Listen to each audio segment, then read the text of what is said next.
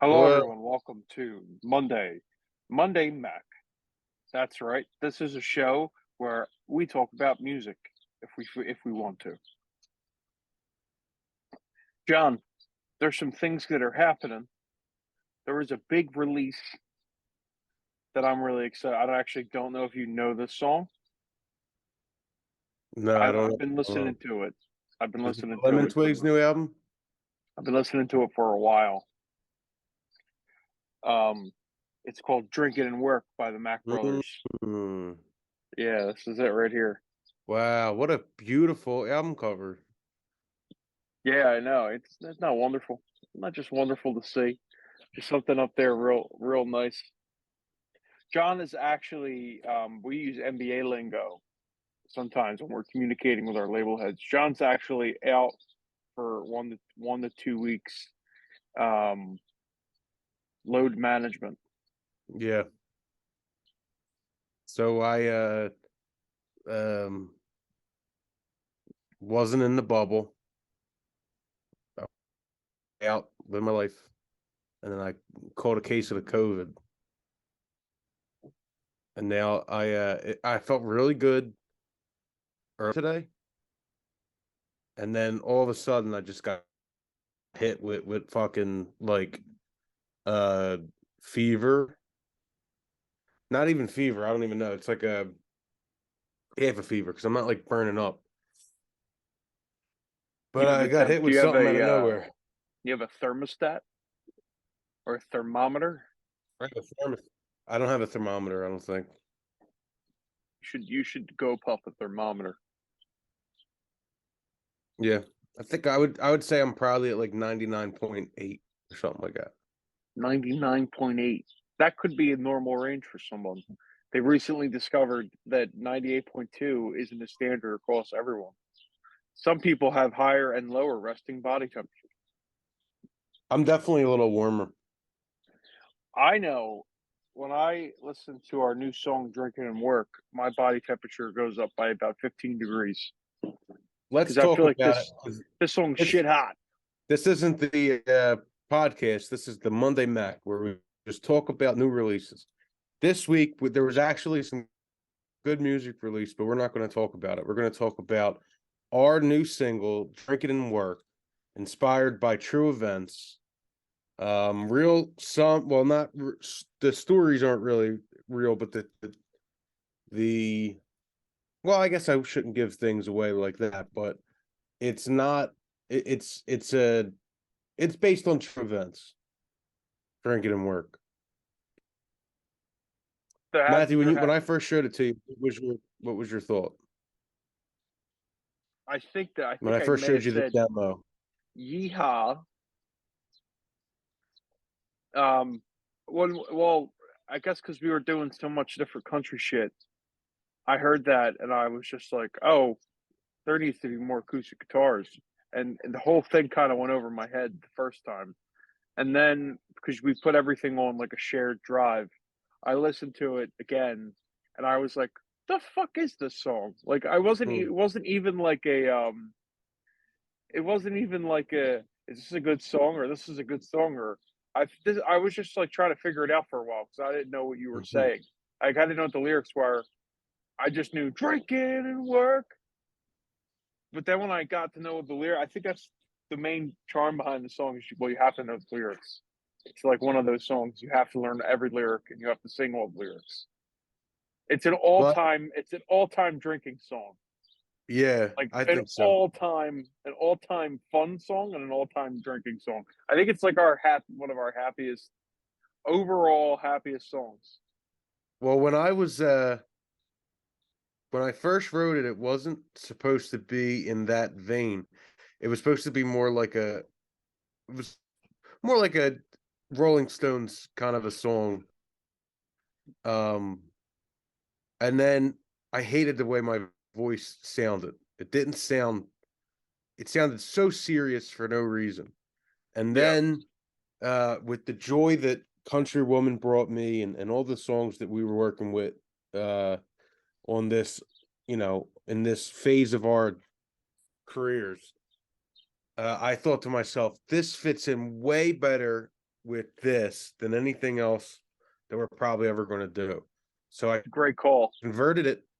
And I think too, and I think it's important to note kind of sometimes the way we write songs is I'll create a demo and I won't mix it anything. There won't be real drums on it. Sometimes there's no bass. Sometimes there's half-ass guitars that don't mean anything. And this song was extraordinarily loud The in song was some part. so. The song was so loud.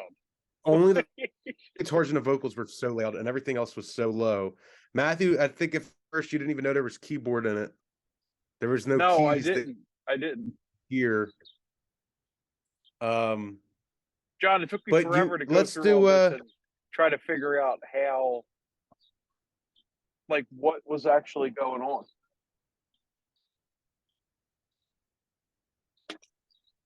What are we doing? you What are okay? we going through? Yeah, no, sorry. The Fairly Band mother just got home, and I hear her voice out of the corner. Um, let's go. Let's first of all right, let's talk about real quick. Let's talk about how we kind of wrote it, and then we'll go through the song kind of verse by verse, just to fill up some this 12-minute body of audio. Well, you have so throughout the whole song, you have two basically stereo pan guitars that are basically just two long guitar lines slash solos that are going through the whole entire song. So Mhm. it's kind of fun to listen to each one in each ear, and because you have a different guitar line, but they're both in most cases they're both doing something that's supposed to be played together. So the guitar lines are really cool, and they definitely have a sloppy Keith Richards vibe to them. Which is why the guitars in this song they're so good to just kind of be like they just needed to sound hot. You know what I mean? They needed to sound a little liquidy, and they needed to sit right underneath your vocals. So I think we achieved that. Yeah. And then the bass is cool because I think you played this bass line with your thumb. And then like there's definitely like little middle parts. There's definitely a lot of Beatles shit going on if you listen closely to it on like the transitions and like there's definitely more than just root notes. Like a lot of the hooks in the Yeah. song are actually bass hooks. The drums And are the just I'm keys, just playing through. So the keys are my favorite part of the keys because I feel like like you owned an ice cream shop and you found a keyboard in an ice cream shop. well, that was a lot of that was the mixing and the effects that and the EQing that you did on the keys, because I had a whole different honky tonk kind of sound that didn't really you would think it would jive, but it didn't. And then you found whatever EQing you put on it really kind of brought it out. Yeah, I And forget then what it was. the drums. Talk about the drums. The drums are just they're just like you're like three tequila sunrises in here at work and there someone happens to have a drum kit there and that's the drum line that you play as soon as you sit down and start playing the song. Kind of crazy that the casino just kind of let me bring all my insurance into work and drink in the closet and write this whole song. I definitely feel like someone possessed your body and wrote the majority of the song, like from a like even your voice in the song is like the song is very Oasis, very What's the Story, More Than Glory. The song, like the album, like this song could have been off that album, or it could have Yeah, been mixed yeah, in the guitar same wise. session. You know, like with the way the vocals are and the guitars sit and everything, it's very much of a like an Oasis song to me. You know, too, a song that we I think we both love, and it's probably in our top 30 of all time, but I don't think we talk about it almost at all. is Live Forever. And Oh yeah, um there's a part at the end where I change I change the um I guess kind of through the whole song of going back from A major to A minor, like like blues scales or whatever. But then yeah, at the end I totally go A minor scale to A major scale. Like there's no in between.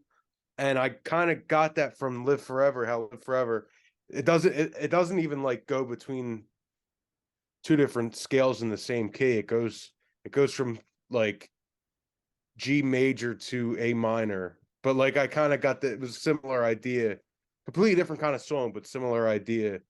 And I don't think I would have thought of that without that influence. Um, yeah. and also, you know what, Matthew, is it safe to say that this is the new cigarettes and alcohol? I would definitely say this is the modernized cigarettes and alcohol. Because I feel like you know what I feel like. I that feel like back in '94, you know, you could devote your life to cigarettes and alcohol and still figure out a way to retire with a pension. Now in our yeah, era, you have to try to figure out how to do all this bad shit you're going to do while you're still on the clock. Like yeah, that's being the game. employed. That's the game. That's the Yeah, worker's game. Yeah, like it's yeah, I'm at work for 40 hours, but how many hours am I really working? You know what I mean? hmm. What is in this water bottle? It could be Tito's. I do have to say, It could be for my Casamigos. in my new job, my newest position in my newest company, there's really room for this kind of shenanigans. So I'm glad that I got it out of my system when I was a younger lad. But the, you really, no matter what position you're in, there's going to be times in life where you got to put this song on and you have to have a little office party, whether it's sanctioned or not. And this is the perfect song for not only that, this is also just an absolute banger. You put it on in your car You know, and you John gets a fucking certain let it look in go. his eye, and what happens is you see like a steam start coming off his shoulders, and in about 3 seconds, if you look real closely, you can see him turn into Tito's John. And Tito's John is a whole different thing than anything you've I ever. think I it's don't. more. I actually don't think. I don't think that Tito's John probably doesn't really even exist anymore. But I actually think it's more of a. It's actually more of an urban legend. That's what I said. I don't even know if you actually wrote this song or if it was another. It was just the urban legend of Tito's John that took over your body. Well, let's talk about the lyrics a little bit because they're super important to the whole song. They I've might be the most important uh I've been running. lyrical song. I think like you know what's funny? The guitars are kind of like zombies cousin, like country cousins. Yeah, And the lyrics are kind of almost going back to like Peking-esque vibes, yeah. like how upfront they are. Like there's not really a hidden meaning. But instead of like a hotel party, it's now I'm drinking with uh two older coworkers. One guy's sleeping, and the other guy's like, "Sure, I'll have some fucking. You got vodka? All right." So I Great, calm down a great little line bit. in the But song. Great line in the song. All right, there's a couple lines. I want to know how you came. I want to know. Well, you might not want to reveal your tricks, but the weekends ain't what they used to be on the bridge. This line's in the bridge. Weekends ain't what they used to be. Well, baby, I got a time machine. so And and a water bottle, not a water bottle, a water bottle of Tito's for my Casamigos. yeah, What a way to go into drinking in work, like the tagline of the song. uh, So the weekends ain't what they used to be, but baby, I got a time machine. That's an all-time classic pop lyric. yeah. I was so excited when I came up with that, and I came up with it because I wrote this song during COVID. and Yeah, uh, all the bars. So when I first started at the casino, all the bars were closed. There's no bars. Everything was closed. The casino wasn't even open yet when I started there, and I had to work uh weird ass times. I was working 6 days a week. Do you remember that, Matthew? I was working 6 days a week I during remember fucking that. the Yeah, scariest time in our lives and our I remember. families' lives. That's when I decided to become an apprentice helmsman at the Navy Yard, and they threw me overboard. But you were Mhm. working 6 days a week. You don't remember that. That's another. That's for another podcast.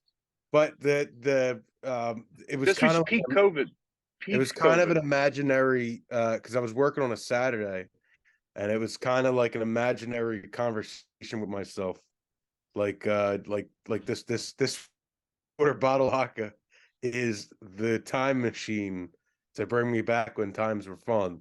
And Yeah. I'm really Oh just drinking yeah. by myself in this fucking office. I'm like literally so alone. But COVID was a weird time. I mean, the But yeah, song. I that will that's say the songs. There is no one that's ever officially introduced in the song.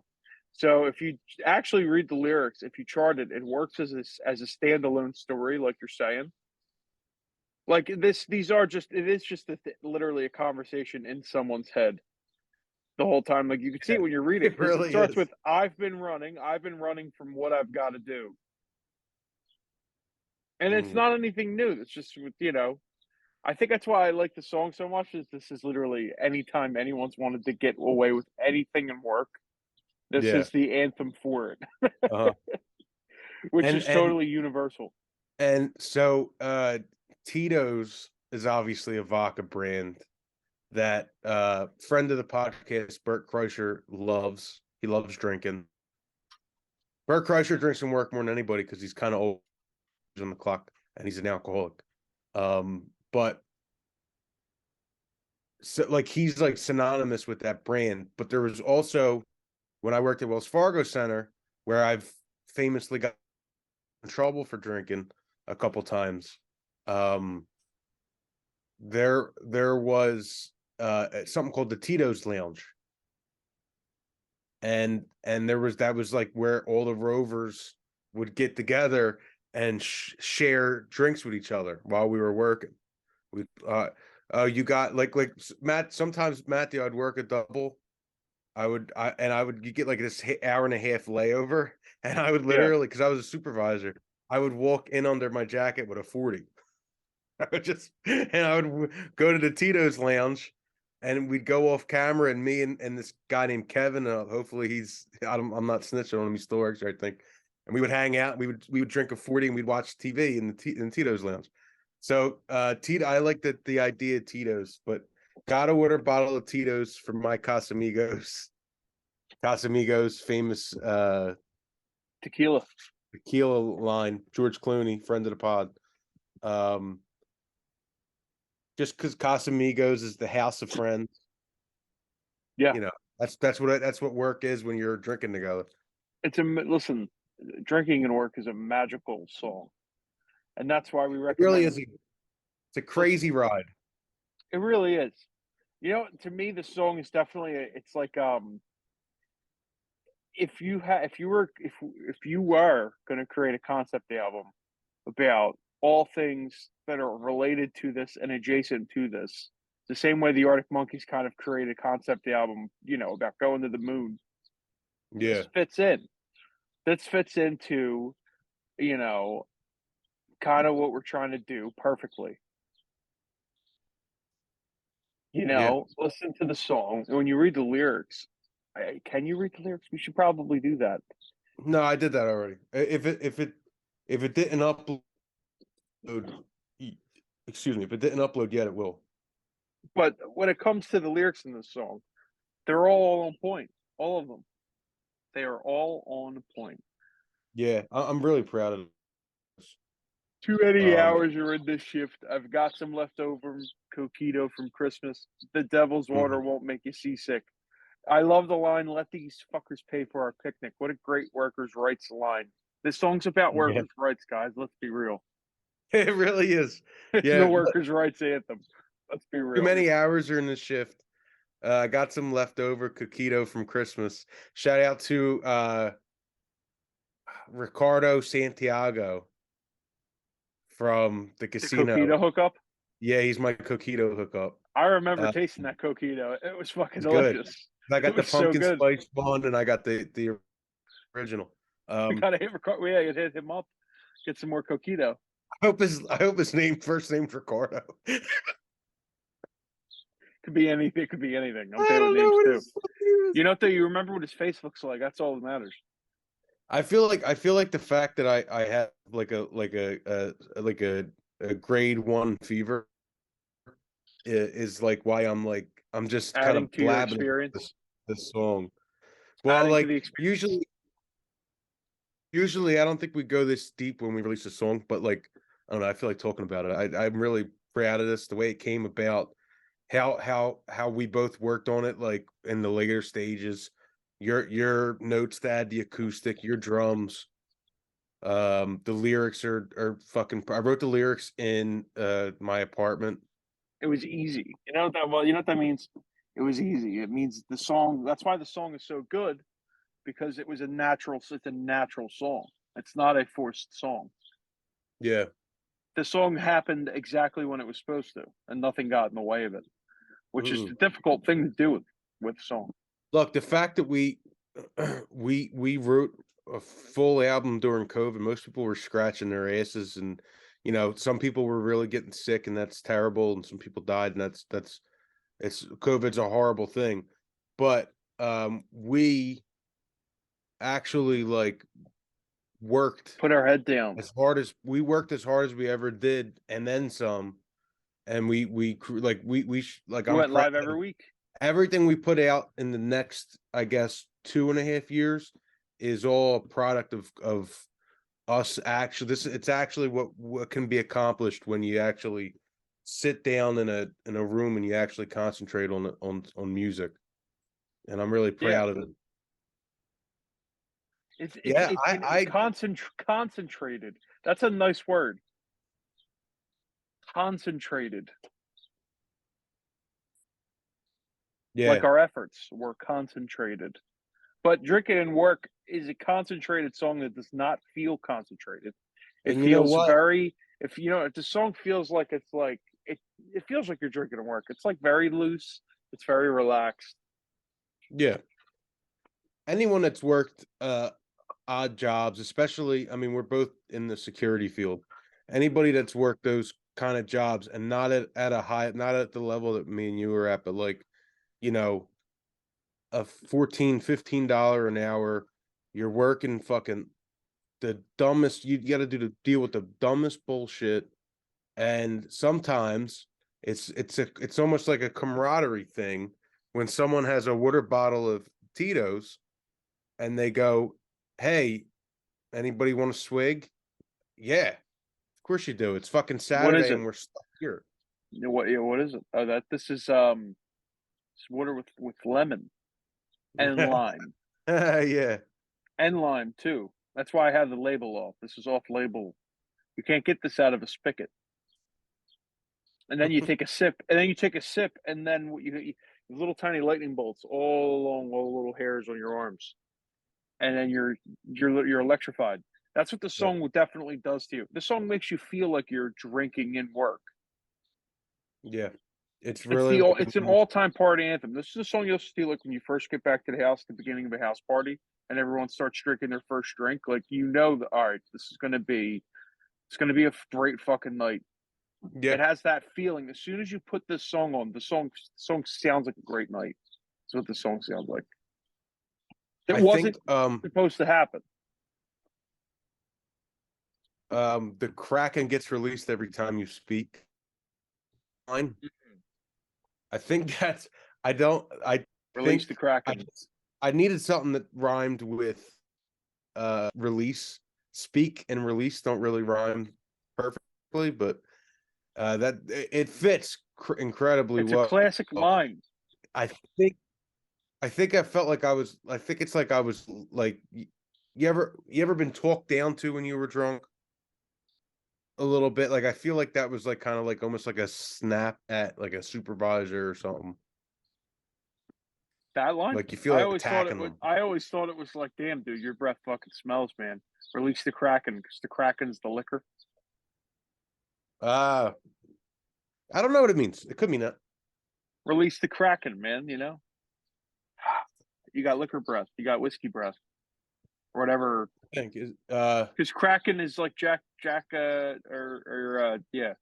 you know what I mean. how can we behave with Water Jack Ice and Morgan's. Cherry Wave at the end? Cherry Wave Oh, yeah. was the first Cherry Wave was the first vodka I've ever drank when Well, at I was first, when I first 14. heard the song, I thought you said, "How could we behave with water, with like water rights?" Like I'm trying to get the legal rights to drink this water, and I was like, I must be some casino zoning shit that I'm unaware of. Like maybe our plot's a little too far into the Delaware for the city's comfort or something. You know, like we're fighting for water rights over here, man. That gave it this nice '60s element to me. But then I realized it was water ice, Yeah. and I went, Which some "Oh, okay. people, non-Philadelphians, might not know what This is water like ice is. I'm like, oh, this is like a failed first date." So water ice is like, I guess, Italian shaved ice. Is that what they call it other places? Yeah, it's like a slushy, but more slush. Or no, it's like a slushy but less slush. Yeah, less slush. That's what I meant to say. Yeah, if I don't know, is Rita's national? Um, I don't know. I don't know. I think it's called Italian ice. I think that's what everyone else calls. Italian ice. We call Lindy's. it If you water go to the ice. grocery store, you see Lindy's. Everybody who's watching this knows what water ice is. You need cherry water ice and a pretzel. Yep. Well, I think I can't say strongly enough to everyone. I can't recommend it more. Go listen to Drinking and Work. It's a song that we're very proud about. It's a song that doesn't take itself too serious. It's a song that's serious about not being serious. So go listen to that song. I Matthew, think it should be in your rotation. Or do we have ratings? I'm going to rate this the song. I want to objectively rate our song. okay. If I heard this song and it came out, I would give us a 9 out of 10. I wouldn't give it a 10 out of 10, but I would give it a 9 out of 10 because I still feel like we have better songs that I know that like I could play for myself right now. Yeah. But this is a really good one, and the song's really catchy. So, and obviously I'm biased. It's fucking our song. Of course, I'm going to give it a high rating. I'm not gonna rate I'm gonna rate it biasly, and I'm giving it a 40 out of 10. 40 out of 10. It's a 40 out of 10. That's a pretty. You only give songs you think very highly of that rating. Yeah. So it's a 40 out of 10. Um, and not only that, uh, it's really it's the new cigarette snickle. It's the new, excuse me, COVID. It's the new fight for your right to party. Oh With- my god, this is the closest Sean gets to D. Snyder. I love it. Yeah. No, well, I was thinking of no. That's we're not going to take it. I was thinking of the Beastie Boys. You got Oh to fight for yeah. your right to party. Yeah. Well, you know what the thing is, Sean. D. This is the Snyder. new. Don't be surprised. D. Snyder is in the Beastie Boys now. What I'm trying to think. What are drinking? This is the new Red Solo. This is better than Red Solo Cup Oh yeah. This is because like Red Solo Cup's like cousin who like you found out Red Solo Cup was like a high school varsity wrestler and he did really well. And you find out, oh yeah, shit, this cousin actually won a gold medal. That's drinking and work. yeah. This is like Red Solo Cup in a business suit. Oh my god. This is like if Don Draper wrote a drinking song. What is there? All right, let's I'm just the do. Don Draper Hennessy. Come on, that's Oh the yeah, greatest line ever. we forgot about that line. Hennessy. Yeah, I forgot. I don't even like Hennessy, but goddamn, that's the my favorite line I might have ever written. That's the line that Especially every single guy everywhere that likes Mad Men hears that line. Or even if you Yeah. don't know, that's the line that like the song becomes a hit and like resurges Mad Men because everyone wants to be like, who the Mhm. fuck? Why is Don Draper so cool that he's in this fucking song? Who is that guy? Mm, yeah. The Mad Men everywhere. I'm trying to Like if we were gonna write, like some I people want to write a James Bond theme song. This is us wanting to write like we want to write like a new Budweiser song. But it accidentally was too good, and now Budweiser's intimidated by it. oh, so just say that we could put a bunch of drinking songs in a cage fight. Um, this is what song that this song would beat the fuck out of drinking song? What? It would beat the shit out of I Love College by Asher Roth. Oh my god! Yeah. Like Yep. he would be looking like snobby and Yo, collegey you in the know what one of the corner, lines in and his he'd song punch him right is? in his fucking mouth. I love movies. Oh, I is love that what he says? movies. I love movies. No, he doesn't say I love movies. He does. And I love No, he doesn't. drinking. Yeah, I love college. I swear to God, it's like the chorus of the song. I love college. Yeah, and I love drinking. I love I love drinking. I love movies. Yeah, I love college. That's the Asher Roth line right there. Don't you know?